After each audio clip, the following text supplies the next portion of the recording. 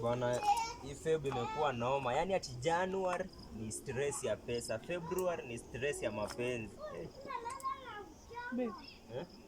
Hii Valentine umepanga aje? Aje? Mbona umenyamaza tu? Hii Valentine tunafanya aje? Wewe unataka tufanye aje? Uliza hakuna kitu utafanya hata. Si kukula, si unakula. Valentine si kukula ama nini? Valentine ni nini? Out. Ni siku inafaa out. Sasa unataka nikupeleke wapi?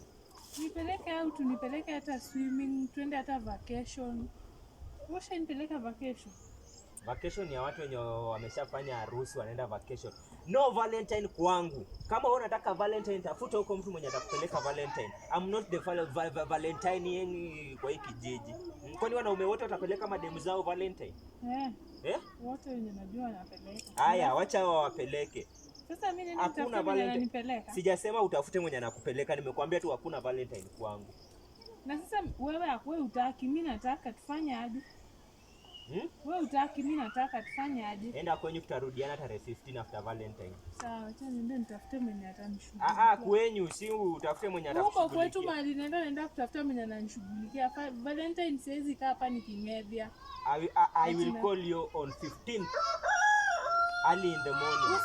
Usipofanya kitu hiyo 15th usinitafute hata. I'll be off. Usinitafute hiyo 15th.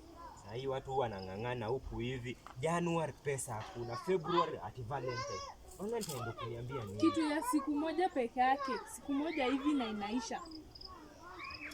Tarudiana tarehe 15. Hakuna.